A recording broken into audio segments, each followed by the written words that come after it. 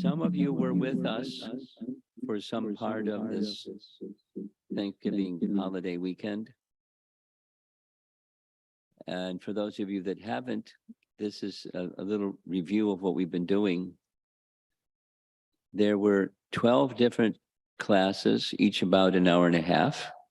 12 times an hour and a half is a lot of hours, 18 hours, of discussing this little skinny book called Light of the Bhagavata. Very light, but it's also very heavy. This Light of the Bhagavata is a title that Srila Prabhupada gave to a book that he wrote in 1962. Now, what year was it that Srila Prabhupada reached America? 1966, right? 1965. And then he established ISKCON in 1966. So in 1962, when Srila Prabhupada wrote this little book, he was not yet living at the Radha Damodar temple. He was living in Vrindavan at a place very near to Keshigat, and the place was called Vangshi Gopal Temple. It was a well-established family's home, and in the ground floor of their home, as well-established people will do, they had a deity of Radha Krishna. And above the entrance of their home, it says, Vangshi Gopal, Radha Vangshi Gopal. It was a family's home. And Prabhupada rented a room from that family during his Vanaprastha stage. Vanaprastha stage means he had completed in 59 years his grihastha life, and then he moved on to the next stage, the Vanaprastha stage. He had not yet taken sannyas, but he left the family business, or his business, in the care of his young sons who were of age to run the business, to care for the business and his wife and their home and everything, so that he could step into another phase of life, a Vanaprastha phase of life. So he went from Calcutta, or the outskirts of Calcutta, several different places. That Lilamrita details those places he went with a burning vision, a vision that was given to him twice by his spiritual master, Bhaktisiddhanta. A little background: Prabhupada was a householder for a number of years. And while he was a householder, he had already established himself in the company of Bhaktisiddhanta as being a very capable writer. And he was. But so Bhaktisiddhanta recognized that capability. Bhaktisiddhanta was very keen on publishing different literatures. And he told the editors of those literatures, whatever Abhay, who was his given name, Abhay Charan, whoever he writes, publish it, because he was a gifted writer and an accomplished business person as a householder. And he, from time to time, he had his different residences to conduct his business, etc. And he left all that behind. All of it, he didn't take anything with him. Everything was left with his family. And he became like a mendicant. Vanaprastha, that was the approach that he took. We saw some pictures of where he lived. Stark, 4 walls, 17 feet by 9 feet. That was his home. No running water, no toilet, no kitchen, some windows, and no money. From 1956 until 1962. That was the launching pad for what would later become the Hare Krishna movement. But he had a small space with no resources and a big vision. So this is a little background. And so he, in the course of, he began writing Back to Godhead magazine in English and having it distributed in Delhi. He would go up and down from Vrindavan to Delhi and find subscribers, et cetera, et cetera. And one of those visits in Delhi, a fellow, a man he had the acquaintance of, gave him a flyer. And the flyer was promoting an event that was to take place in Japan in May of 1961. So he received that flyer in January and he became inspired. Now, his mission from Bhaktisiddhanta was to take the message of Chaitanya Mahaprabhu to the English-speaking parts of the world. Japan isn't known as an English-speaking part of the world, Japanese-speaking. But the flyer was advertising a conference, international conference for the cultivation of the human spirit. Very nice, euphemistic sounding phrase. So Prabhupada thought, my spiritual master wanted me to go to the English-speaking parts of the world, but I'm sure there'll be English speak because the flyer was in English, and people will come who are English speaking, and I can take this message because while Prabhupada was in Vangsi Gopal temple, this little room, he had begun translating Srimad Bhagavatam Canto 1 with the vision that in order to take the message of Lord Chaitanya to the English-speaking parts of the world, he had to have something substantial. And since the teachings, listen, since the teachings of Lord Chaitanya are the teachings of Srimad Bhagavatam, or the teachings of Srimad Bhagavatam are the teachings of Lord Chaitanya, we wanted to have the entire Srimad Bhagavatam in English, at least the first canto. So he was to take with him, printed. And so he began working on Srimad Bhagavatam. Here comes this invitation from Japan. Well, it was a promotion of an event. So he wrote to the event organizer and gave his vision. And his vision included if the intellectuals of the world can understand the actual methodology of awakening human spirit, the whole face of the earth can change. From this little room, 17 feet by 9 feet, he's envisioning changing the world. The gentleman wrote back, basically a letter that would allow him to get a passport and a visa, because didn't have either. So with that acceptance, this is in January. The event is in May. He began a project of writing a 20,000 word book called Light of the Bhagavad.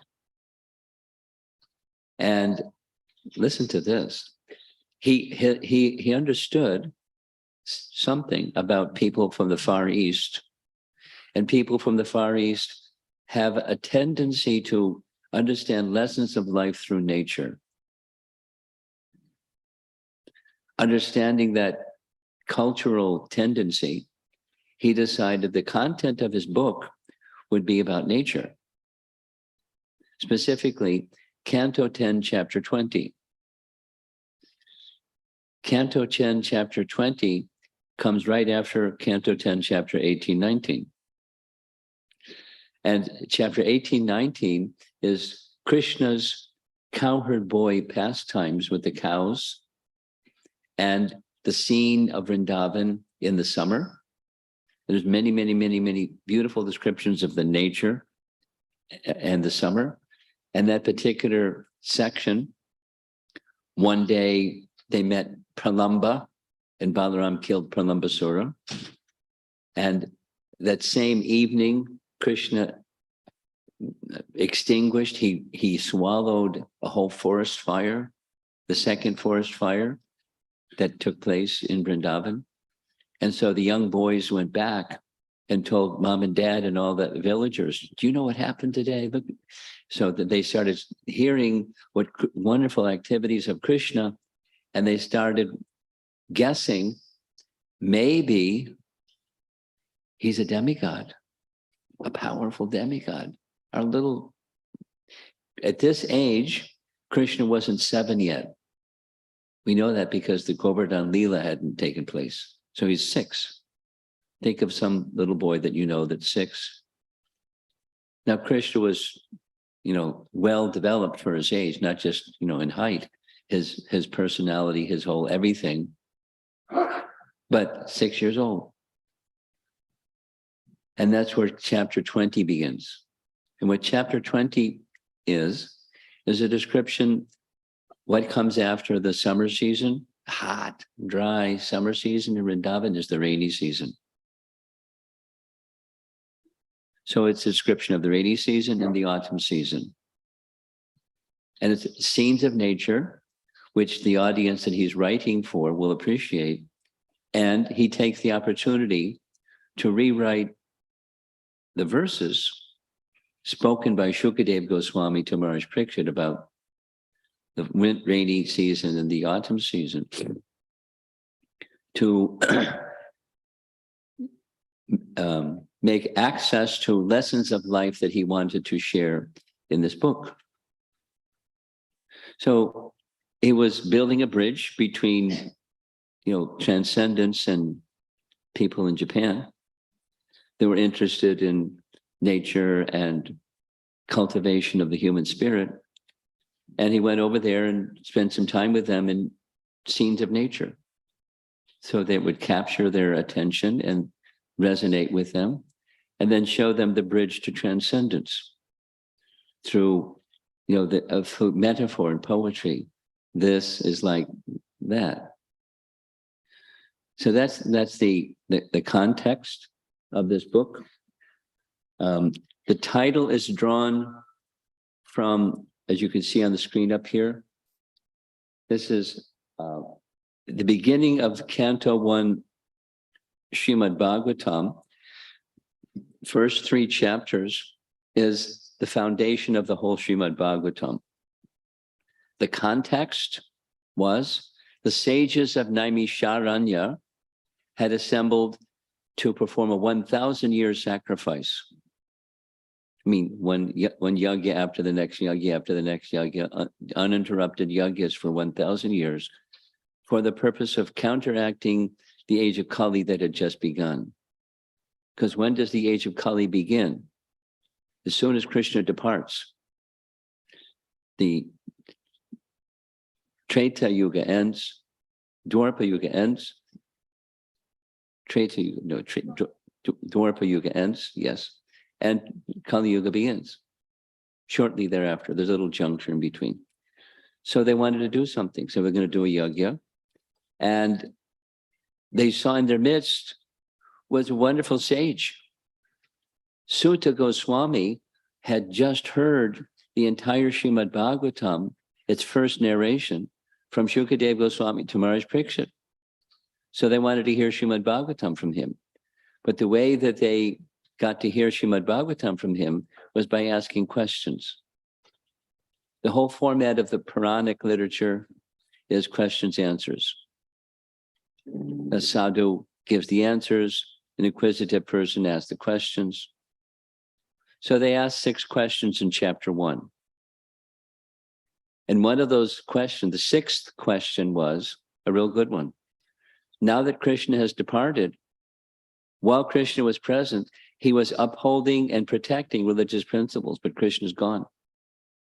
Kali Yuga has begun. Where will religious principles take shelter now? What will protect them? Good question. And the answer is Srimad Bhagavatam. The metaphor is just as the sun here locally, the sun set at 4:32. When the sun sets on the western horizon, shortly thereafter, the moon, like Srimad Bhagavatam, as brilliant as the sun, has appeared. And people in this dark age of Kali will get light from this Srimad Bhagavatam. It will be the protection of religious principles for this dark age. Not different than Krishna, but the sun is very scorching hot and the moon is very soothing. So when Krishna came, he killed demons. And when the Bhagavatam comes, it kills demoniac mentality without killing. It's a very soothing, cooling, soft approach. So that's the verse you see. I'll read the translation. Celebrated verse. This Bhagavat Purana is as brilliant as the sun, and it has arisen just after the departure of Lord Krishna to his own abode, accompanied by religion, knowledge, etc. Persons who have lost their vision due to the dense darkness of ignorance in the age of Kali shall get light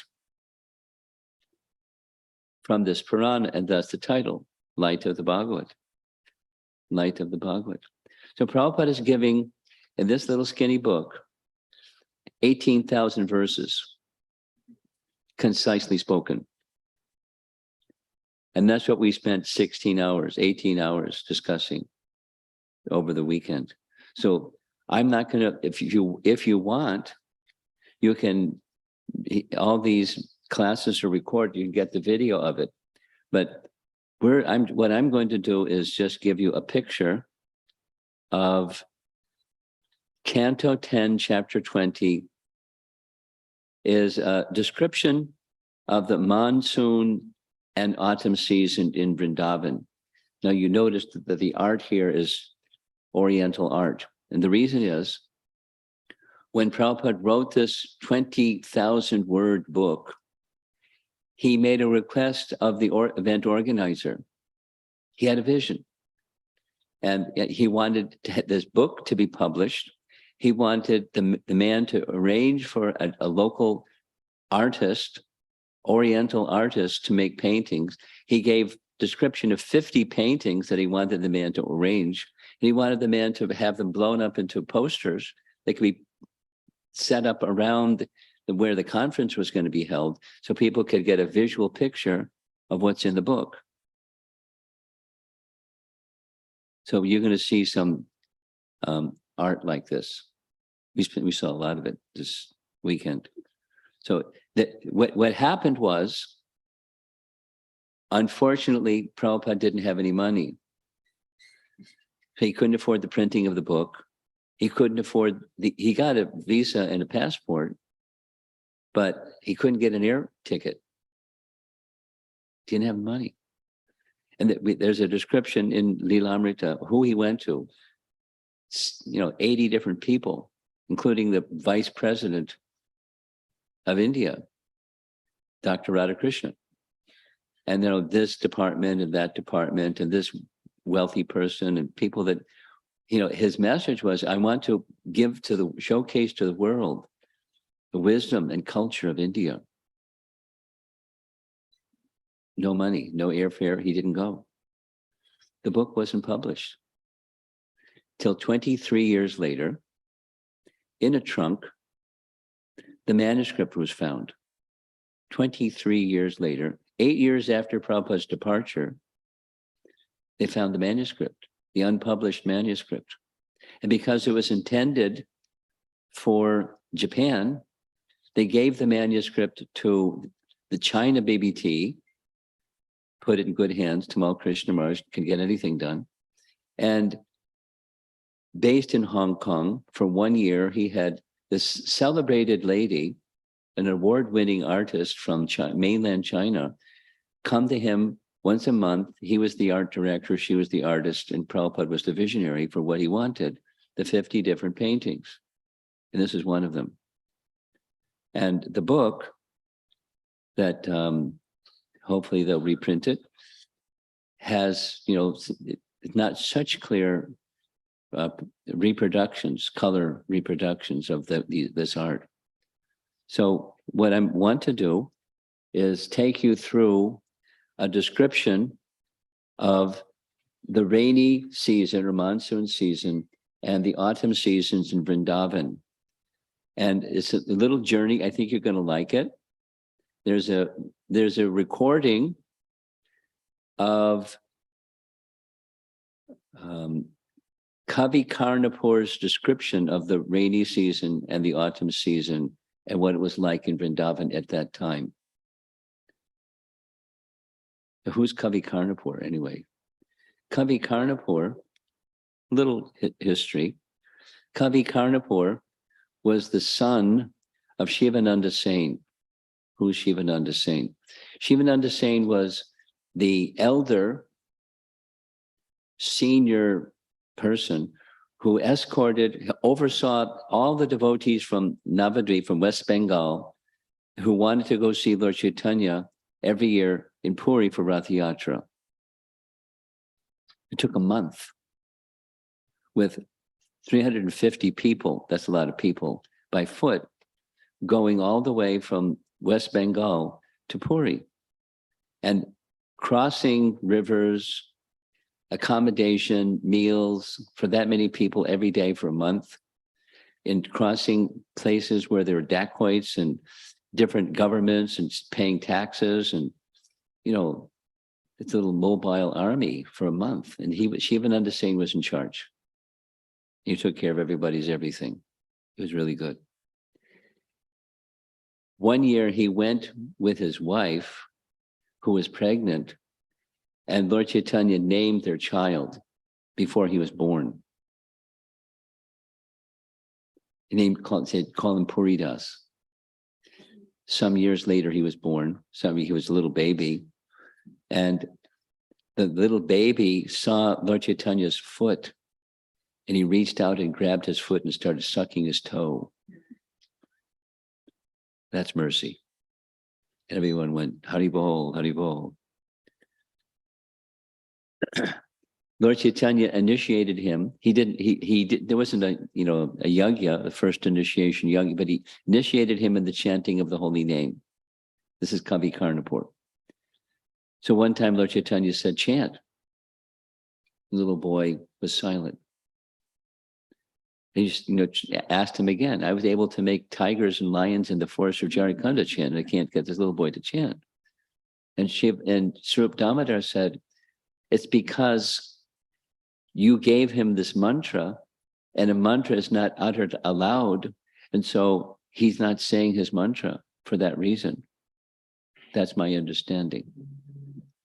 When he was 7 years old, he was composing poetry that was astounding.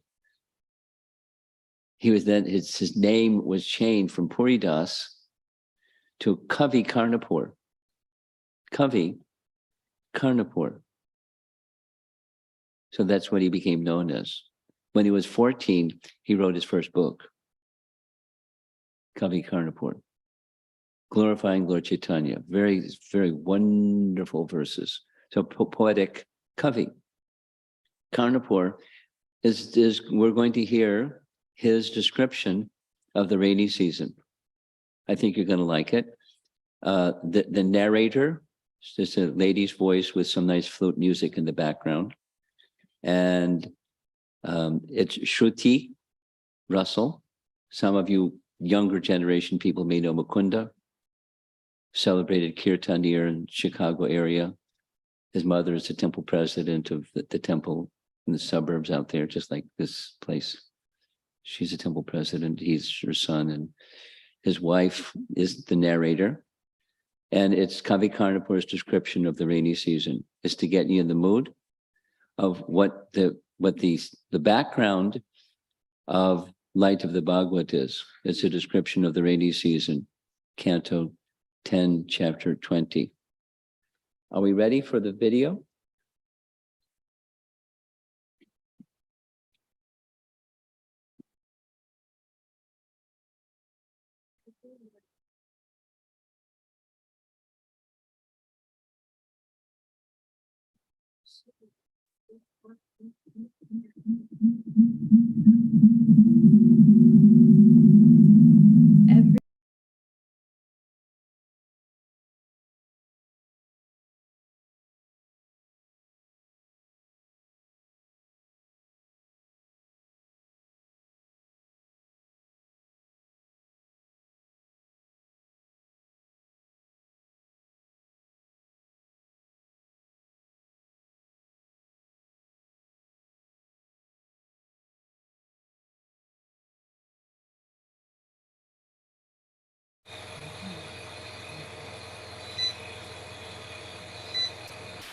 Let's go back to the beginning.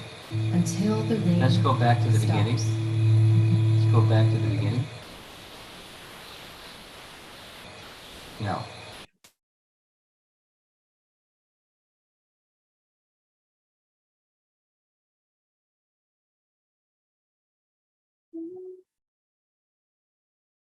Every morning during the rainy season,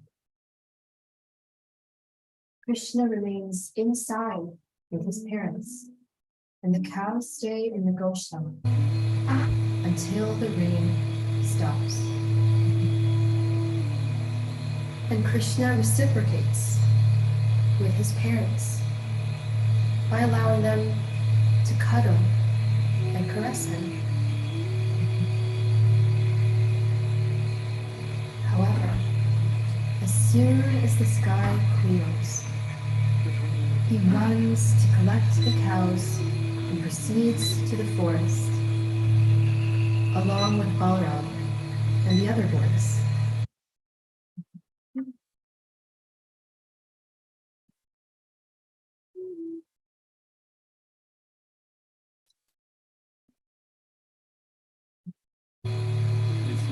During the rainy season, the peaceful green fields look charming under the deeply blue, cloudy sky. It seems as if the sun has retreated to a distant place and fallen asleep. All the miseries of the hot summer season have disappeared.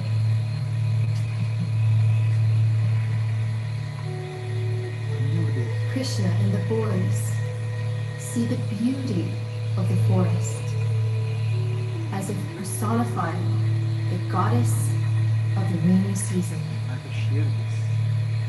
The fresh, dark, rain-filled clouds were her effulgent blue garments, and the calling of splendid restless cranes adorned her throat as a pearl necklace.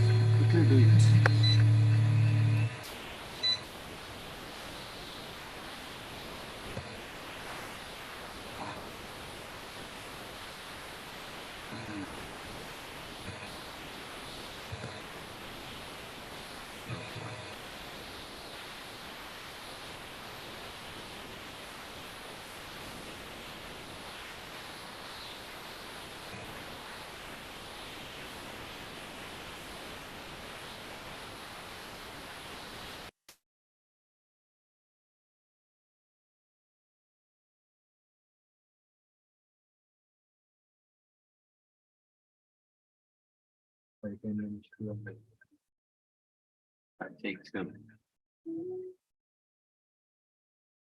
Every morning during the rainy season, Krishna remains inside with his parents, and the cows stay in the Goshala until the rain stops. And Krishna reciprocates with his parents by allowing them to cuddle and caress him. However, as soon as the sky clears, he runs to collect the cows and proceeds to the forest, along with Balram and the other boys.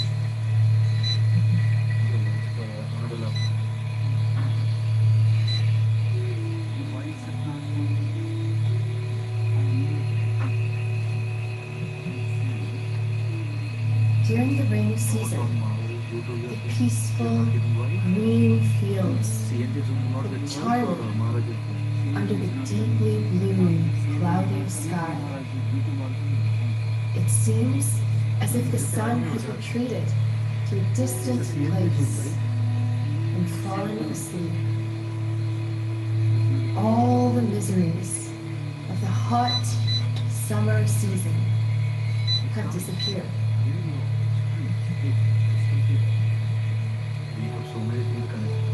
Krishna and the boys see the beauty of the forest as if personifying the goddess of the rainy season. The fresh, dark, rain-filled clouds were her effulgent blue garments, and the calling of splendid restless cranes adorned her throat as a pearl necklace. The iridescent fanned tails of the dancing peacocks were like her beautiful hair. The rumbling of the clouds filled the forest with the sound of her delightful voice. The fragrant earth, laden with scent of flowers, was her breath.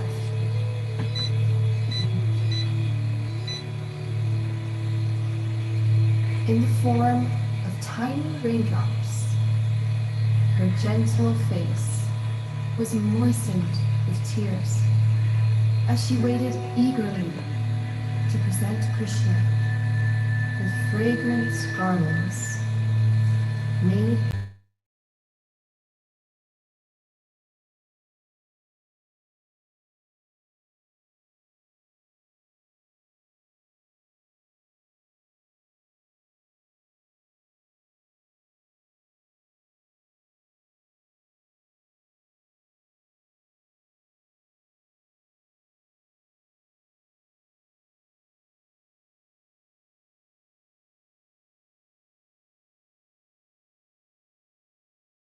thus body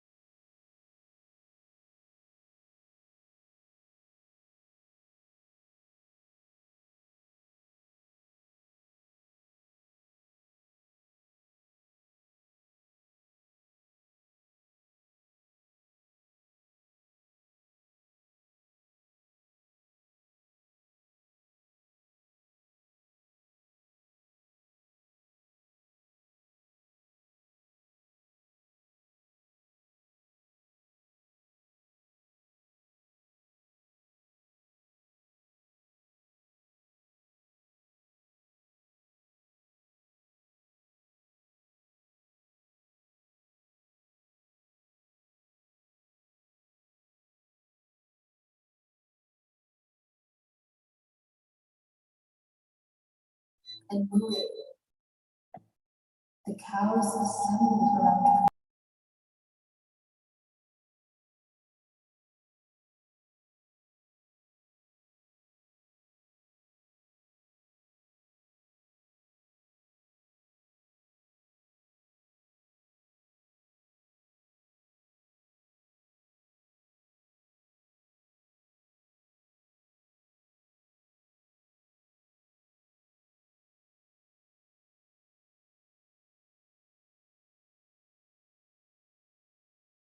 Friends.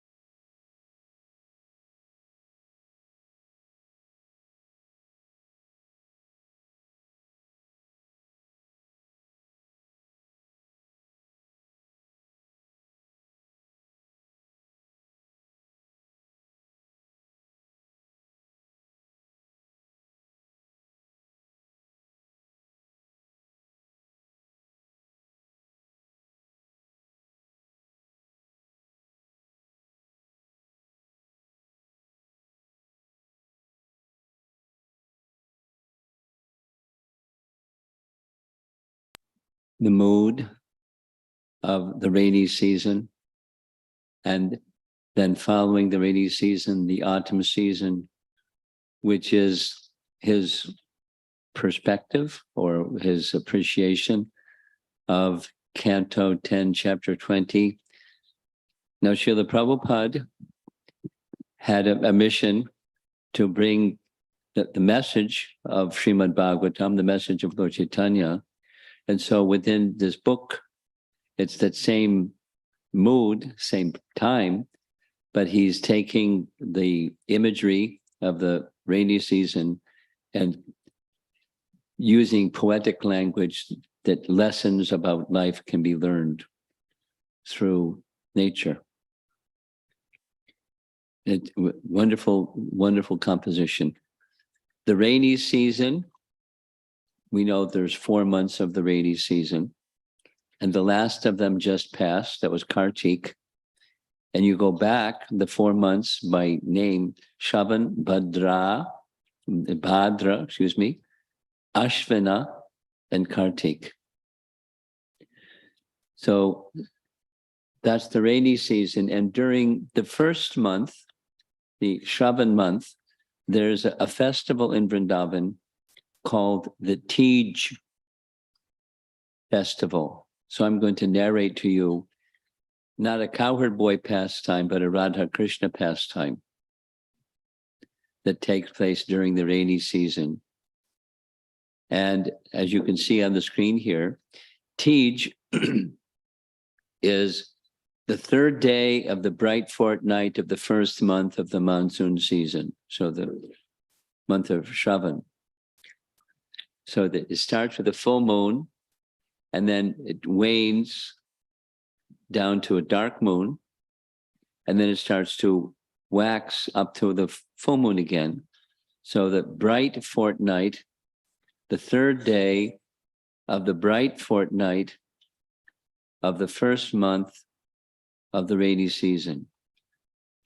There's a festival in Vrindavan, traditional festival during Krishna's time, and called the Tej Festival. And the arrangement for Tej Festival is young girls that were married during that Tej Festival, 3 days, they would go back to their parents' home, and with their parents, they would swing on a swing and enjoy the companionship and family affection of the girl and her parents and her family and all the relatives. First month of the rainy season, Tej Festival. So there's a very nice pastime that's describing that event, and it starts in Yavat. This is an artist's depiction of the palace of Radha. Radha's mother and father were Vrishabhanu, her father, and Kirtida, or Kirtida Sundari, Kirtida, her mother. And when Radha was married, there's a long description, which there isn't time for. I just want to narrate this. Her father was very wealthy. Vrishabhanu was very wealthy. So he built a palace for her, like a dowry, but a palace. And there's a wonderful description of that palace by another one of our great acharyas, Vishwanath Chakravarti Thakur. But time doesn't permit. It's beautiful, beautiful description. So one day, Radha, as you see in the painting, was up on the terrace, and she was looking out over the city of Yavat, or the town of Yavat, and she saw one messenger. And messengers in the local language is called a Banjara. Here's the Banjara. There he is. She saw a Banjara moving about through the village of Yavat, and she started to cry. And she was crying uncontrollably. So Vishaka came to her side and put her arm around her and said, Radha, what's causing you to cry like this? What is it? And naturally, Radha confides in Vishaka and says, I think my mother and father have forgotten me. Now that I'm married, they don't even think of me.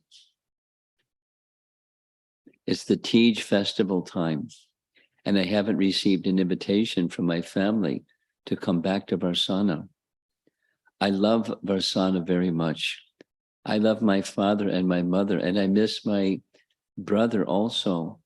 Long discussions we would have, but no one is saying anything. They must be so busy in their affairs, they've forgotten me. So that was her sadness. So Vishaka says, Radha, don't speak like this. Don't think like this. They have such love for you. They have more love for you than their own life. And that she waxes again into sadness. If that's the case, then you see that Banjara over there, he's from Varsana, and he maybe can carry a message to them to see if they want me to come. And Vishaka says, how do you know he's from Varsana? And she says, I have such love for Varsana. As soon as I see anyone or anything in relation to Varsana, my whole energy becomes very enthused and excited. Please go ask him to come here. So the gopis are very happy to do whatever Radharani wants. They find the messenger or Banjara, and he comes before Radha. And Radha asks him, are you from Varsana? And if you're from Varsana, do you happen to know my father, Rishabhanu, and his good wife, Kirtida Sundari, and their son, Sridham? Do you know that family? And the Banjara says, I'm from Varsana. The whole universe knows about your wonderful, illustrious family. How is it possible that I wouldn't know? And then Radha starts to cry. Can you carry a message to them? It seems as if they've just forgotten me now that I'm married and I'm in some other place. But tell my father that I have deep, profound love for him. And my mother, she's my life and soul. And I so much miss our long discussions that I would have with my brother. But have they forgotten me?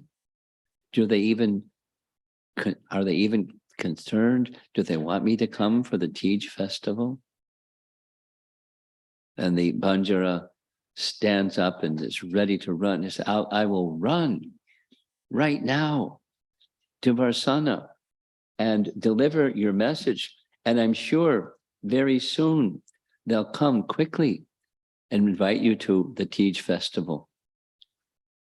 So where Yavat, where Radharani's married place was, and Varsana is not so far, so quickly he went. And when he entered, he's carrying a message from Radha, so immediately he got special treatment. And he came before Kirtida, touched her feet and folded his palms with great respect and said, I have a message from your daughter.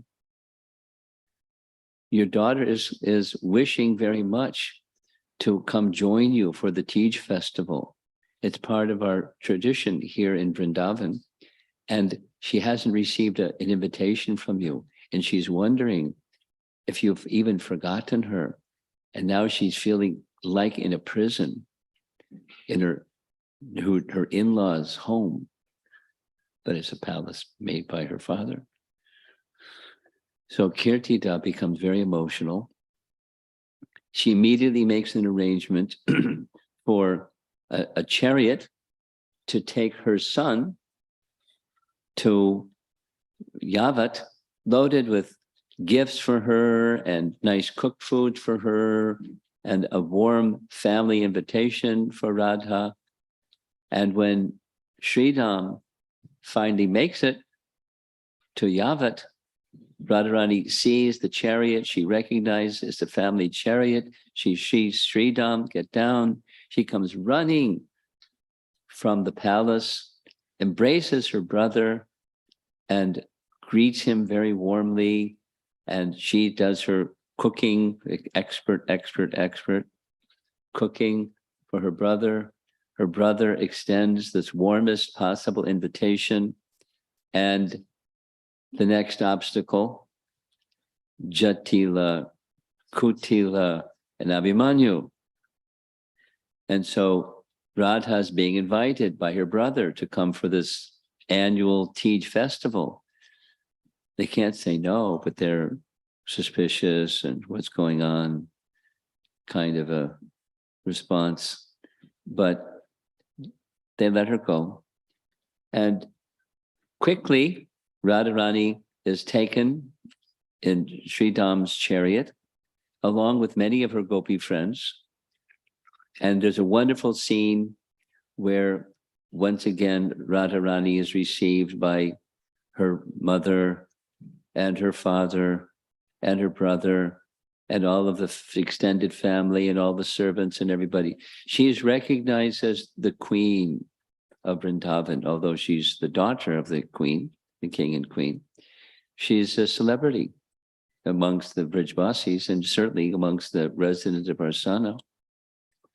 And Radharani wants to know, is there a plan for the Tej festival? And the answer that's given is yes. In fact, your brother has set up a swing.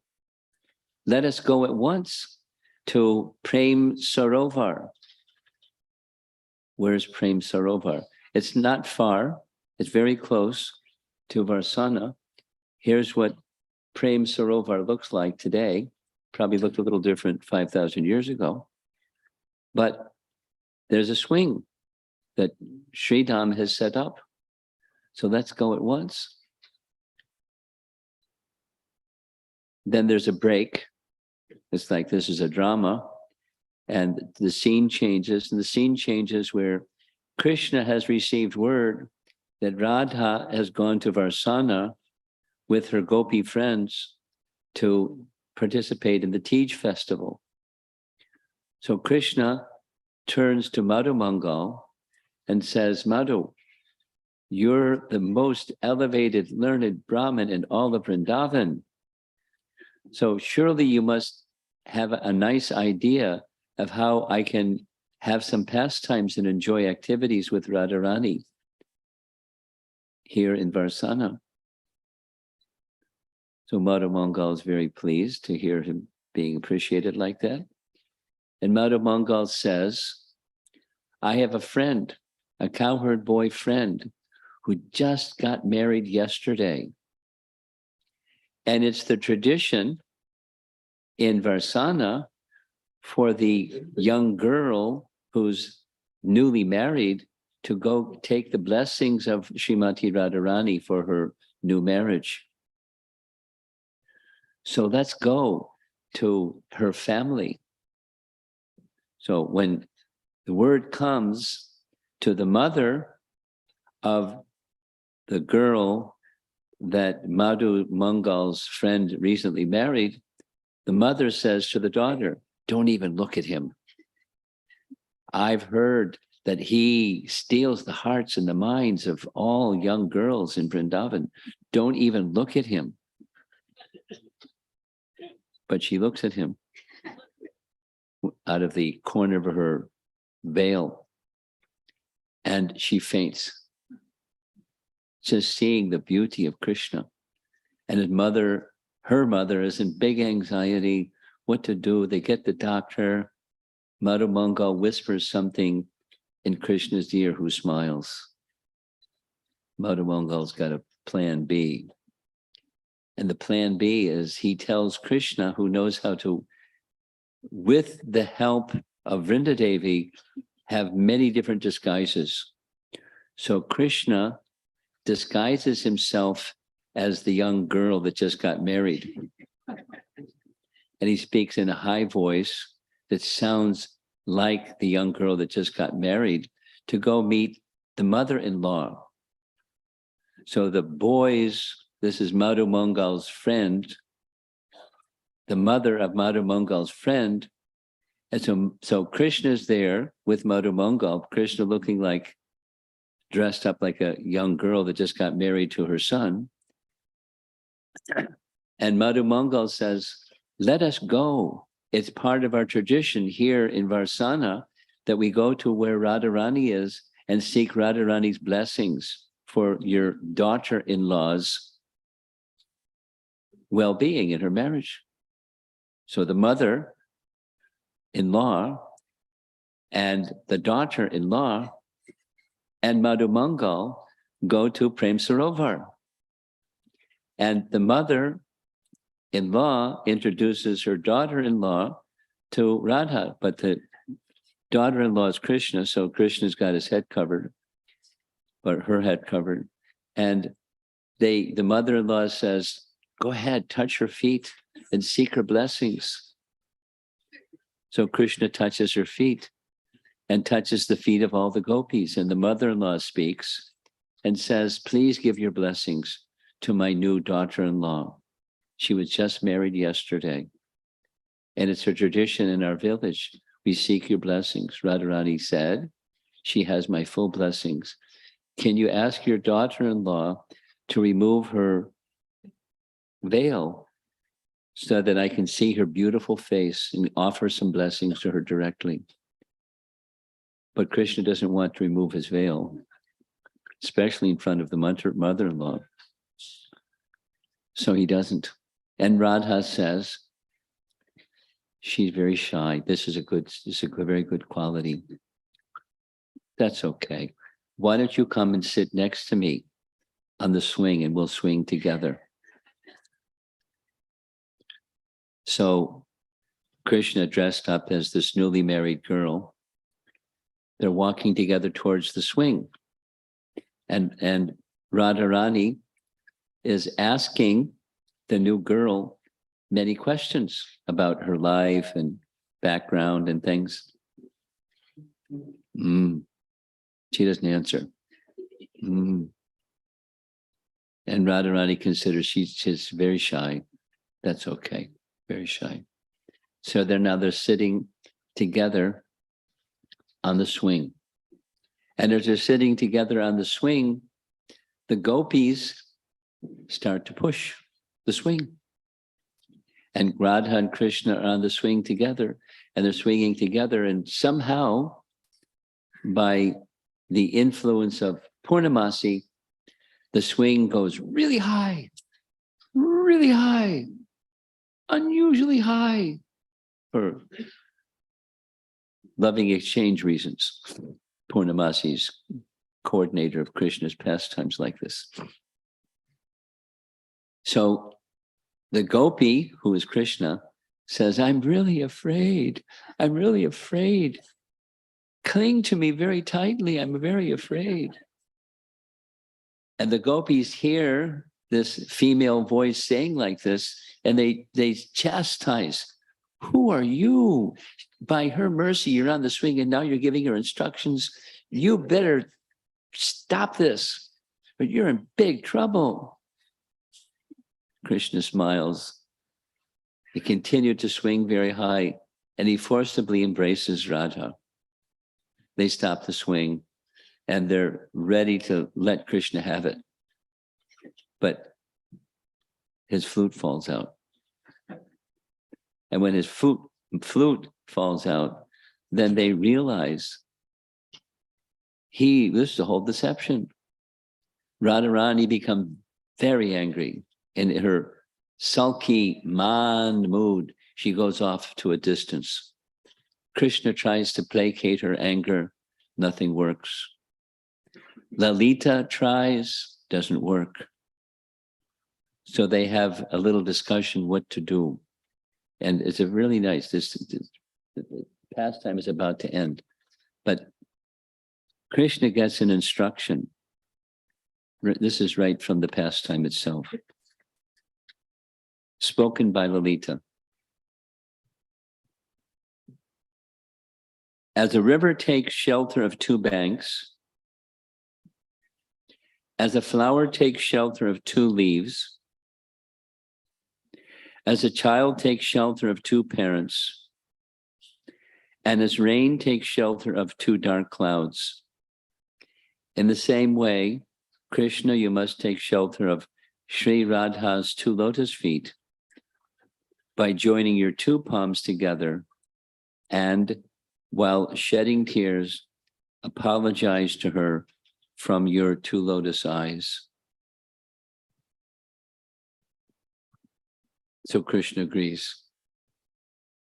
He joins his palms together, bows his head down low, walks to Radha, falls at her lotus feet, and begs for forgiveness. Radha's anger is checked. Her heart melts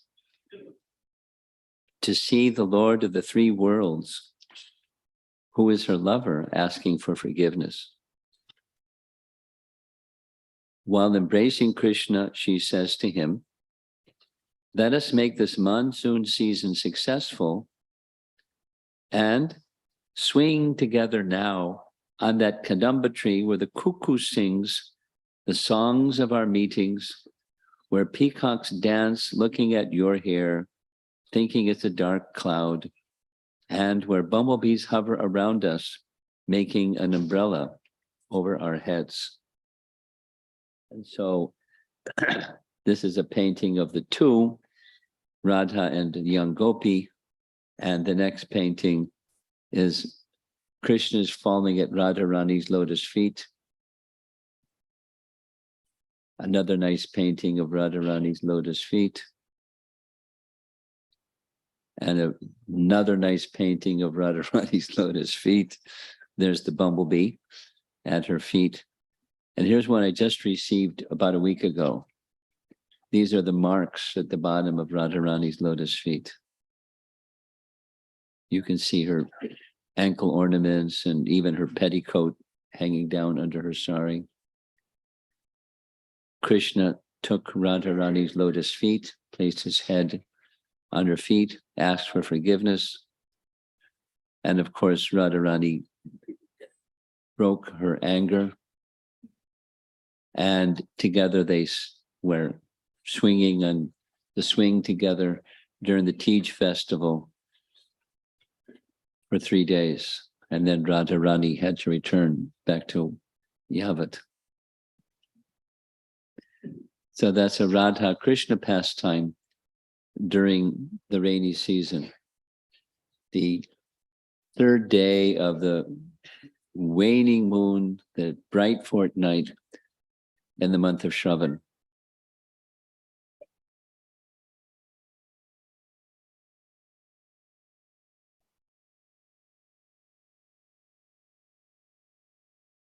I'll invite you, if you haven't been able to attend for whatever the reasons, the seminar on Light of the Bhagavad. It wasn't like this. It's lessons, Prabhupada's way of giving a concise form of Srimad Bhagavatam, 18,000 verses in a nice thin book, without all of the elaborate Bhaktivedanta purports, just some nice little expressions. It's masterful. I will say this: it has magnified and deepened my profound appreciation for our founder Acharya, the vision that he had, and his way of communicating his vision to different audiences. In this case, people he had never met before. But he starts here and he takes them up to back to Godhead. It's really wonderful. So, thank you very much. Srila Prabhupada ki.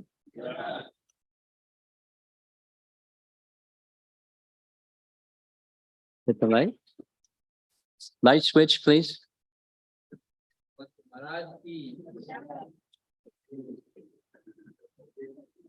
Madhupati, you want to do some announcements? Huh? Recordings we can be available. Hare Krishna. Whoever couldn't attend the Light of Bhagavat retreat over the past weekend, if you are interested, we can share the recordings. Okay.